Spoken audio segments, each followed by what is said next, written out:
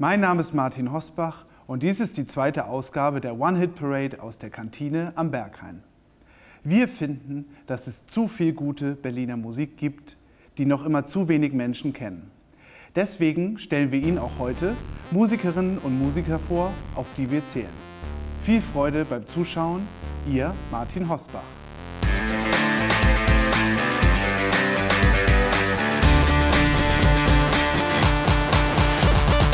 Sex und Trance, Politik und Entgrenzung. Das sind die Themen, die Stephen Warwick in seinem Projekt Heatsick behandelt. Auf seinem Debütalbum Intersex hat er die Sexualtheorie von Magnus Hirschfeld mit den Mitteln der elektronischen Rhythmuserzeugung interpretiert. Bei seinem Projekt Extended Play zerdehnt er einen einzelnen Track über Stunden und Stunden, bis noch der Minimal Techno erfahrenste Tänzer jedes feste Zeit- und Körpergefühl verliert. Es geht darum, sagt Warwick, dass die Grenze zwischen dem Jetzt und dem Eben noch verschwimmt und der Moment sich dadurch ins Unendliche dehnt. Re-Engineering heißt sein neues Album Heatsick.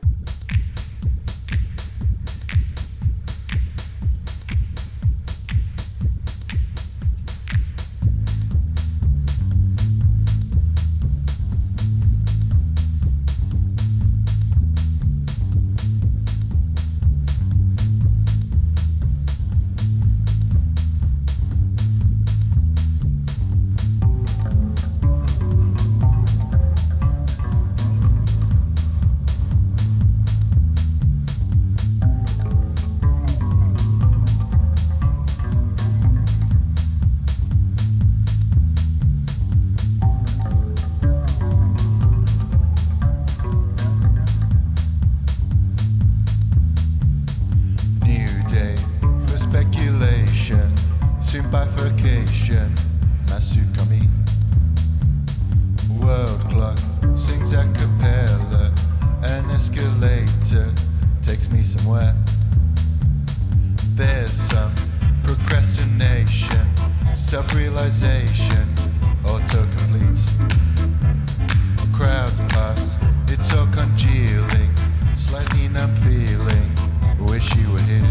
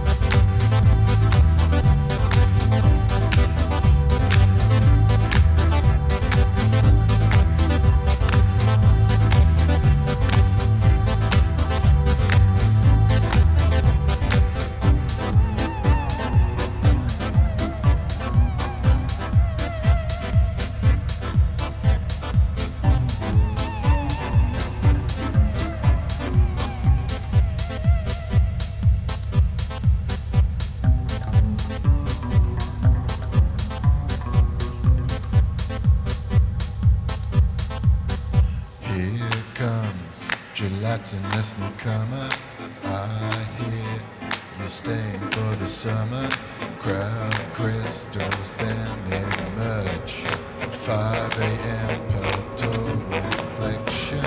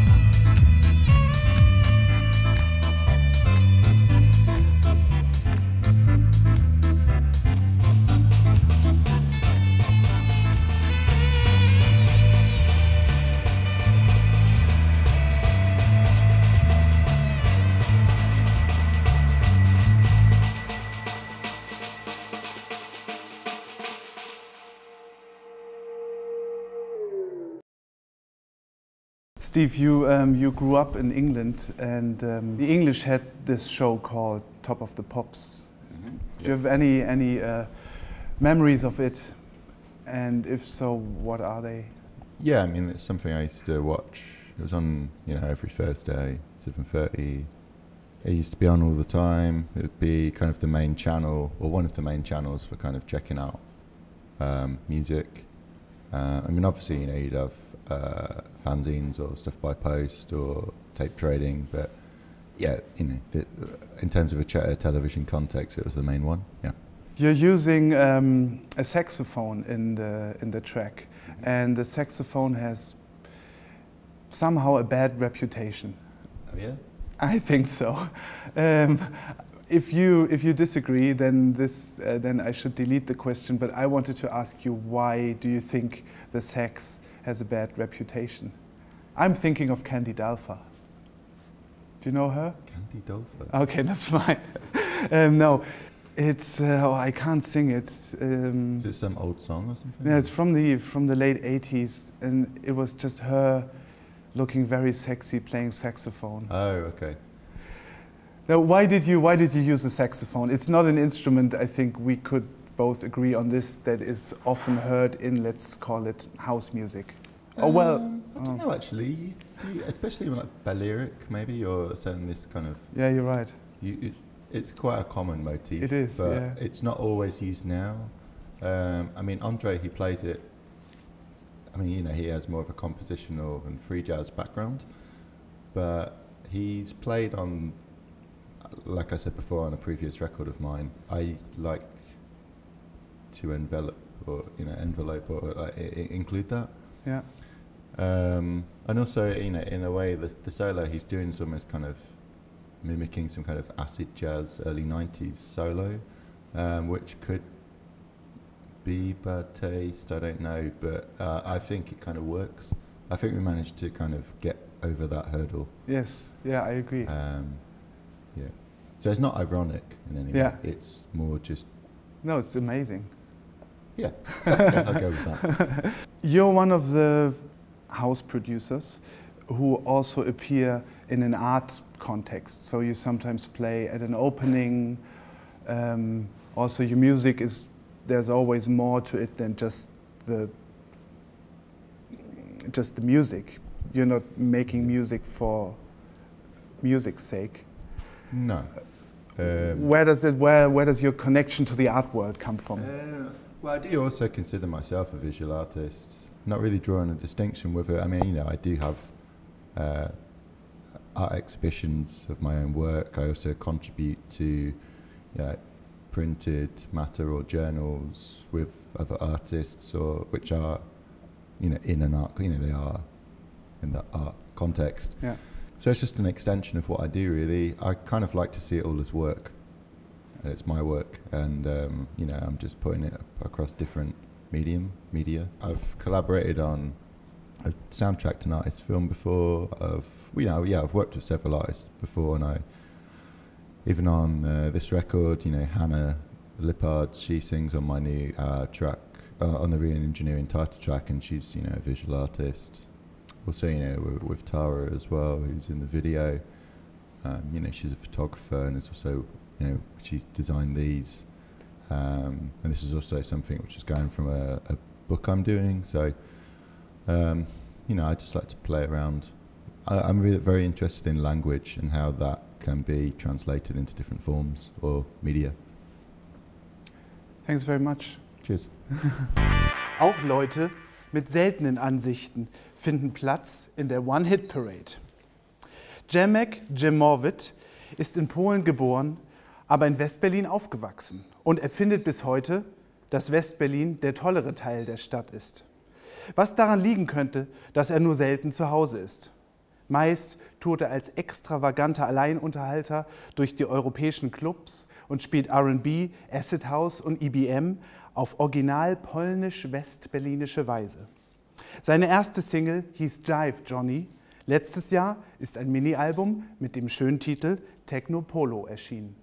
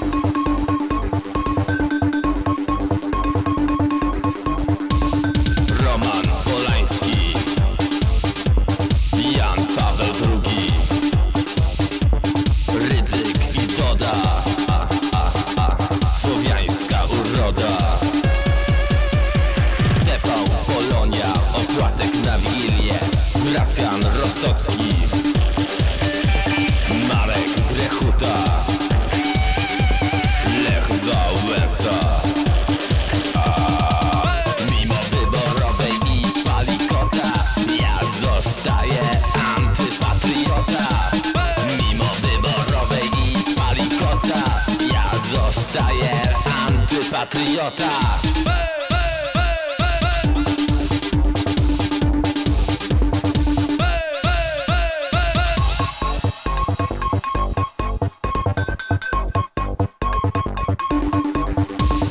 Taniec z gwiazdami. Ojciec pijany. Matka boska, boska częstochowska. Kaczyński i lot. Bolek i Lolek, Ek. Żabka i Biedronka. Adam Mickiewicz.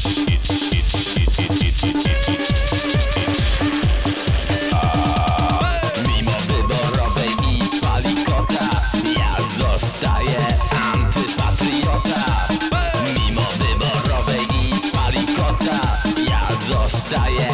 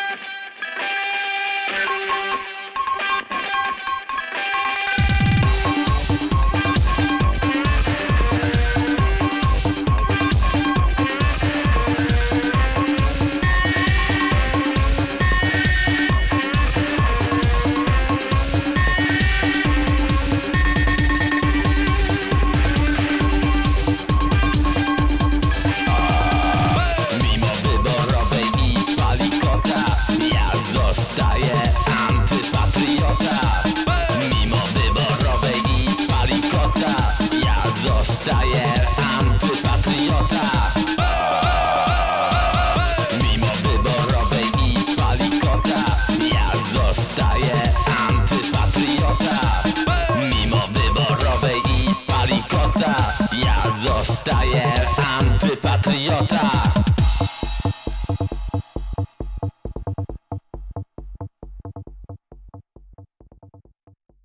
Du hast mir damals geschrieben, als ich dir eine E-Mail geschickt habe, ob du mitmachen willst. Ich will unbedingt dabei sein, das ist genau mein Format. Warum ist es dein Format? Ich mache ja so ein Revival, nicht so sehr musikalisch wie stilistisch von dem Disco Polo der 90er Jahre in Polen, was so das meist verhasste Musikgenre in Polen generell ist. Das ist halt so Dorfmusik eigentlich. Das war in den 90er Jahren sehr populär, gerade durch solcherlei Fernsehauftritte und als ich davon gehört habe, war ich sofort so, okay, das ist so mein Ding irgendwie. Klassischer Fernsehauftritt, Studio 2. Studio 2 ist das Studio 2. Studio 2, genau. Ah, ja, okay.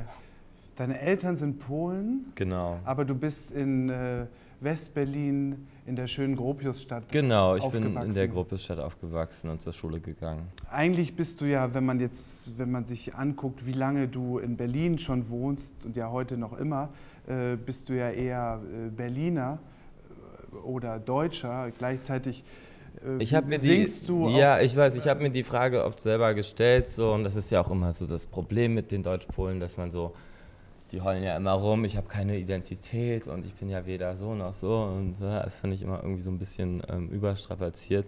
Und ich meine, bei mir ist mir irgendwann aufgefallen, ich bin halt Pole, also ist mir jetzt egal, was irgendwie, es ist halt so, also ich liebe Wodka, ich trinke gerne, ich bin nicht zuverlässig, ich bin arbeitsfaul, ich habe einfach alle polnischen Eigenschaften, die man sich vorstellen kann. Ich passe in gar keine deutsche Kategorie rein. Und es hat sich einfach irgendwann für mich selber ergeben, ohne dass ich mir wirklich, ich hatte nie so eine Krise irgendwie. Aber die Antwort lag einfach irgendwann auf dem Tisch, dass ich dann doch mehr irgendwie entspreche mehr einem stereotypischen Polen als einem stereotypischen Deutschen. So. Kannst du mir was sagen zu dem Lied, was du gerade performt hast? Es gibt ja so Roman Polanski, habe ich verstanden, yeah, weil ich den Namen kenne, ist ein Regisseur. Und Antipatriota klingt halt so klingt nach Antifaschist. Aber ich weiß nicht, ob das die korrekte deutsche... Das ist ja eine Dramatisierung von Antipatriota. Also Okay. so, es gibt ja auch den Patrioten im Deutschen so und das ist ja kein Faschist gleich. Aber, Ja, stimmt. Mit Technopolo versuche ich irgendwie so ein bisschen die polnische Kultur so näher zu bringen, aber ich bin irgendwie enttäuscht von der polnischen Gemeinschaft in Berlin, die polnische Kultur immer so über so polnische, über den ganzen Stolz und den ganzen Glanz Polens versuchen sich darzustellen. Und es wird überhaupt nicht versucht, so über irgendwie auch das gewisse Elend von Polen irgendwie so einen gewissen Charme und so eine Selbstironie darzustellen. Und dadurch auch so eine Verbindlichkeit darzustellen für die Leute. Also dass man nicht so dieses tolle Frankreich des Ostens und so. Also ich finde, das sind immer Argumente, die so sehr mit einfach über Komplexe aufbauen irgendwie, die Polen dann doch selber haben, so, weil sie sich doch nicht dann als Plattenbausiedlung darstellen wollen, als irgendwie katholisch konservativ, als pädophiler Pfarrer und die ganzen Sachen. Die werden so versteckt irgendwie und so und es wird immer so der Hochglanz, also Frédéric Chopin und so die ganzen Sachen.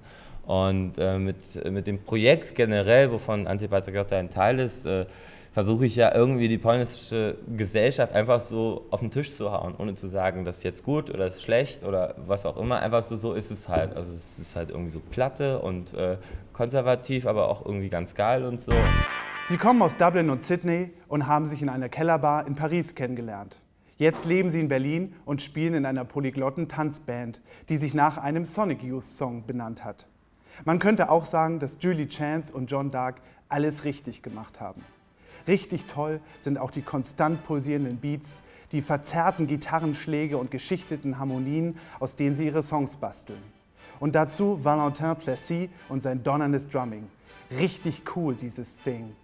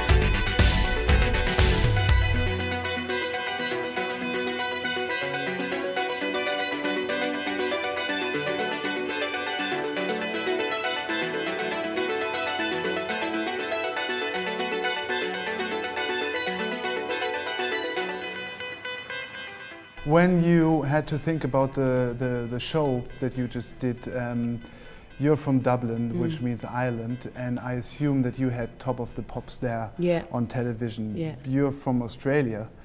I don't know anything about Australian. Countdown. Molly Meldrum Countdown. Okay, so you immediately knew what I was talking about. Totally. Yeah. So excited. To lip sync, first time lip syncing, it's amazing. What's amazing about lip syncing? I think you can just like cut loose and you don't have to worry about anything and just kind of like just concentrate on the performance and the energy of the song, and I think there's a freedom in it there as well. Is that a thought of the 90s to maybe one day be with a major record company? Is that something that somehow, well, not bothers you, but that you discuss within the band, or would you rather stay on your own? Yeah, I think, in 2013, somehow it doesn't really matter, but also it would be really nice to have, financial support. Infrastructure support, I guess, of a major label or a larger label is always, helpful. But where we're at the moment, I think like it's just with the internet and with, stuff going viral and how easy it is to get your music out there, that like I feel like I would say to anyone, you should just make music and put it out there, and there's actually nothing to stop you. And somehow these major labels are becoming less and less important, and even disguising themselves as indie labels, as to get more interest. So I think the music industry is really interesting at the moment, and definitely changing like in big ways. Yeah. I think also one of the aspects of that is that when you sign to a larger label and you have, I guess, the bureaucracy that comes with that, the time it takes from you finishing your record to the release coming out, it can be a really long time. And I also these days think everything's moving so quickly in music and genres and sounds and trends and stuff like that. So it's, for us, we didn't want to wait around for such a long time after we finished our music. We want to put it out and then do the next thing. So that was another kind of decision or a factor in our decision to just go ahead and do it ourselves. And keeping it back to the 90s, I mean, the 90s was a total DIY ethos. And, you're right. And we love that, and we encapsulate that as well. So what is TV Tower about? TV Tower is about a relationship gone wrong and maybe right, and with a backsetting of Berlin and of course the TV Tower in M.E.S.H. That's where the drama takes place. So that's pretty much it. A lot of our songs are about relationships and the highs and lows. So we wanted something, I don't know, Berlin means a lot to us, and we wanted something to capture that, the energy of the city, and that's kind of where it came from. Do you sometimes think of moving away, moving back to Sydney or Dublin? Or no way, Jose. No? I like to get out of the cold sometimes for winter, but I mean, it's always a short break and then back. So this is really this is home for us. Yeah, definitely. Den Preis für den rätselhaftesten Gruppennamen hat die One-Hit-Parade schon vorab an Schwarz Don't Crack verliehen. Schwarz brich nicht, Schwarz knister nicht, Schwarz bitte platz nicht, egal.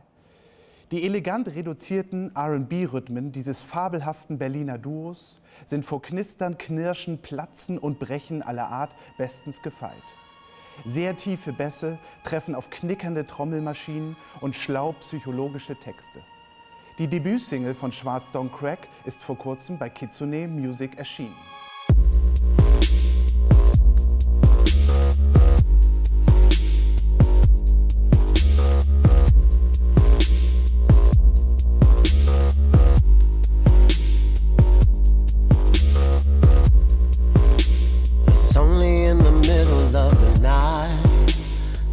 The time she wants to play, her inhibitions are so low. Veiled in darkness, she feels so safe. The boys can see the hunger in her eyes. She makes a move towards him, then she says, don't wanna know your name, just grab me by my waist and take me to that special place. She wants to party, she wants to dance all night. She's getting freaky. Oh, she wants to get higher. Her one desire is not to be alone tonight. Oh, dance all night. She's getting freaky. She wants to get higher. Her one desire is not to be alone tonight. It's only when the sun goes down she feels the need to get away. She walks the streets in the pale moonlight, 'cause that's the time for her to escape. She throws caution to the wind and has a night full of sin, and she prays it will never end. But in the corner of her eye, she's the girl she wants to hide. Then she returns to her charade.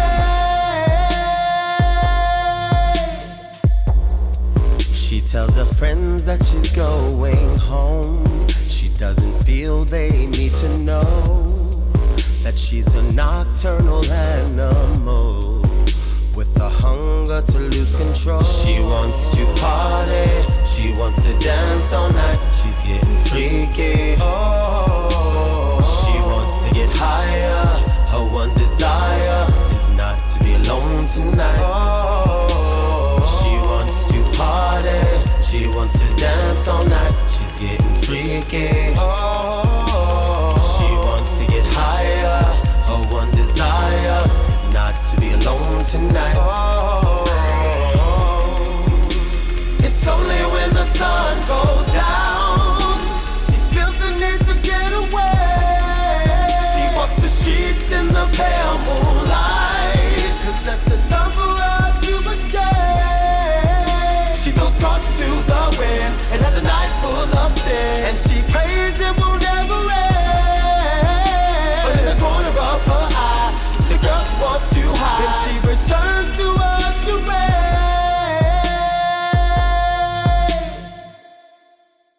We met on Craigslist, which isn't a popular internet site here, but in the US it's huge. You know, you can buy computers, you can find sex, and you can find musicians. So. And so did you both? Did you both move to Berlin because of Schwarz Don't Crack? No, it was just you were here and you were and you came. Yeah, but we both moved here for the music. Yeah. Okay. Definitely. Why is Berlin so music friendly? I mean, for me, as I'm coming from Germany, it's just I think it's just the best city for music in Germany. I mean, there isn't really a lot going on in other cities. Yeah. I mean, Hamburg maybe, but Berlin is kind of cooler. Yeah. And with you, I mean, one would think, well, in New York, there's so much great music there. Why move? Well, I mean, for me, it was about wanting something new. So I lived in New York for most of my life, and I came to Berlin in May of 2010 just to visit for a month, and I fell in love with it. So I went back to the US, went to New York, went back to LA, and then I was like, I need to be back in Berlin. And so, but I came here on a mission to just concentrate on music and not do anything else. Do the lyrics come first, or the music, or? I live in Paris, but I'm just here for 2 months. But I lived in Berlin for 2 years, but moved back recently for a short time. But Sebastian would send me tracks, and I would write to them, and then we'd go into the studio and record them, or just go over any parts or whatever. So that's pretty much the gist of our recording process. The lyrics are not something that come first. It's usually the melody. Okay. And then usually I'm just kind of, I'll write something. I mean, we write pretty fast together. How many hours per song? This one was, I don't know, 30 minutes, an hour. Wow. They were pretty fast. So just write and write. I mean, if you're inspired by music, for me at least, I'm inspired to write, But first is a melody, and then, you think of something, and then all of a sudden you find yourself writing until you have lyrics. Yeah. You just sing them. I know. Sounds easy, right? Yeah. I mean, usually when it comes to the beat, I kind of have the feeling that, the beats that don't really take long to make are usually the better ones. Yeah. Because I had When I work on a song like for a really long time, usually I don't find it that great in the end. So, you know, if it just comes natural, it's just, I don't know, it's a better feeling. Ja. Sollen wir die griechische Ökonomie mit weiteren Milliarden von Euro alimentieren? Was weiß denn ich? Johannes von Weizsäcker hat auch keine Ahnung, aber das hindert ihn keineswegs daran, diese Fragestellung in musikalischer Form zu thematisieren. Dazu hat er die Gruppe Erfolg gegründet, die einerseits nur aus ihm besteht, andererseits aber auch aus dem besten Damenchor der Welt. In den Liedern von Erfolg geht es auch um Männer, die sich für Mäuse halten oder eine bestimmte Art von Brillen tragen, um Kochsendungen und das fragmentierte Subjekt. Und das alles natürlich mit Erfolg. Bei Vernissage und Kaviar, Brillenmann ist immer schon da. Beim Punkkonzert und in jeder Bar, Brillenmann ist immer schon da. Mit Brillengestell wie Baudrillard, Brillenmann ist immer schon da. Du berichtest von Abenden, bei denen ich nicht war. Brillenmann war natürlich da.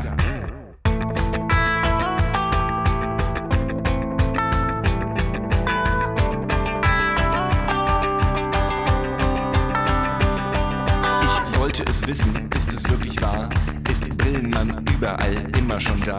Bezieht er fürs Dasein ein Honorar? Ich folgte ihm heimlich, nachts aus der Bar. Sein Zuhause, das ganz in der Nähe war, glich einer Taxizentrale, ohne viel Inventar. Ich trat näher ans Fenster und was ich da sah, war kaum zu glauben, aber dennoch wahr. Eine rauchende Oma, die Haare voll Henna und 10 identische Brillenmänner.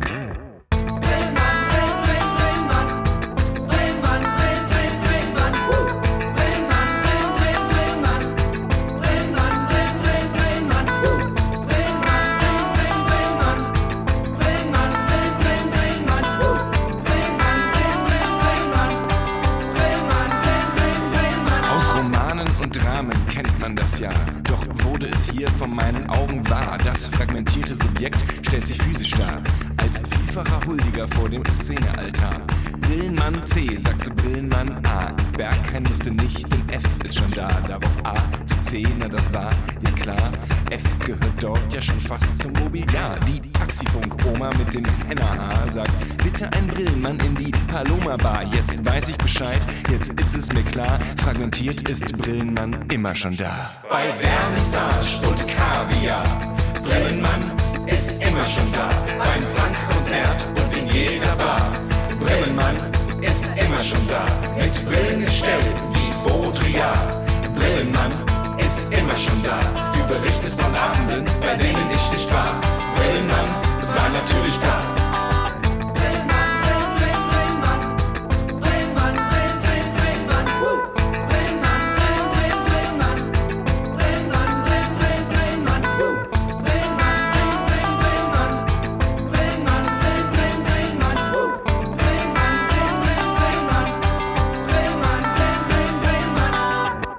Einige unserer Zuschauerinnen und Zuschauer kennen dich ja möglicherweise aus einer anderen Band, die heißt The Chap. Jetzt gibt es Erfolg. Wie trennst du für dich diese beiden Bands? Was ist die eine Band und was ist die andere? Naja, also Erfolg ist ja im Gegensatz zu The Chap mit deutschen Texten, und das war so der Grund, weswegen ich das gemacht habe, weil ich habe immer gedacht, ich bin ja nur aus Deutschland, aber ich habe ganz viel Musik schon gemacht, aber ich habe noch nie Lieder geschrieben mit deutschen Texten, weil ich irgendwie ja immer so Angst vor hatte. Ich weiß auch nicht so genau warum, aber jedenfalls war es so. Und dann habe ich gedacht, jetzt muss ich das aber mal machen, ich will das jetzt mal ausprobieren, weil wir auch in diesem Jahr mit The Chap zwar eine neue Platte aufnehmen, aber nicht auf Tour sind. Und ich ein bisschen mich so den Tour, sozusagen die Entzugserscheinungen, ich fahre gerne auf Tour, überbrücken wollte, und dann habe ich halt mich in dieses Erfolgprojekt gestürzt sozusagen. Aber auf der anderen Seite fließen die beiden auch sehr so ineinander. Da in dem Damenchor sind auch 2 Mitglieder von The Chap, nicht zuletzt unser Schlagzeuger Kies, der streng genommen gar keine Dame ist, aber hier halt dann doch, damit er ein bisschen besser Deutsch lernt, hier wo er jetzt in Berlin wohnt. Insofern ist es auch verwandt, ist es auch verbunden sozusagen. Du hast gesagt, du wüsstest nicht, warum du nie auf Deutsch getextet hast, aber Wahrscheinlich weißt du es ja doch, oder? Wahrscheinlich ist es einfach schwierig mit der eigenen Mutter, mit der Sprache. Es ist ja dieser alte Effekt, dass wenn man hört ganz viele englische Popmusik und wächst damit auf, und wenn man nicht selber in England oder Amerika oder so aufwächst, dann achtet man etwas weniger auf die Texte, glaube ich, und ist sozusagen beseelt von der Musik.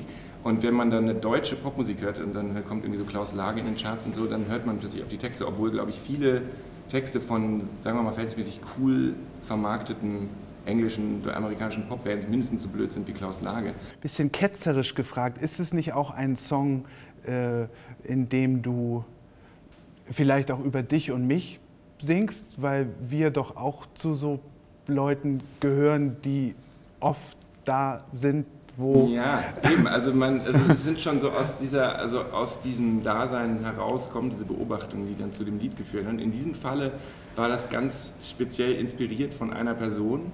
Ich habe lange in London gelebt, das war ein Mensch, der sah halt so aus wie dieser Brillenmann, und der war einfach immer da. Es war wirklich egal, wo ich hingegangen bin, in jedes Konzert, in jeder Ausstellung, war der immer da. Und dann habe ich eben wirklich auch von anderen Leuten gehört, wenn ich mal irgendwo nicht war, was ja auch sehr oft vorkommt, man ist ja oft auch nicht irgendwo, dass er dann doch auch immer da war. Und da kam mir, also das ist schon vor 10 Jahren gewesen oder so, hatte ich damals schon die Idee, dass der in England gibt es ja diese Minicab-Offices, wo immer draußen so ein Lämpchen blinkt, und da kann man reingehen und das ist immer so ein bisschen schmuddelig und sich da so ein Taxi holen. Kam dieses Bild in meinen Kopf damals schon, und dann habe ich das aber nie verwertet bis jetzt halt. Und jetzt auch ganz schön eben mit Berlin zusammengebracht. Genau, ich habe es jetzt auf Berlin umgemünzt, aber eigentlich kam die Idee aus London. Ja, vielen Dank fürs Kommen. Danke gleichfalls. Ja. Das war die One-Hit-Parade. Wir hoffen, Sie hatten Spaß. Alles Gute, Ihr Martin Hosbach.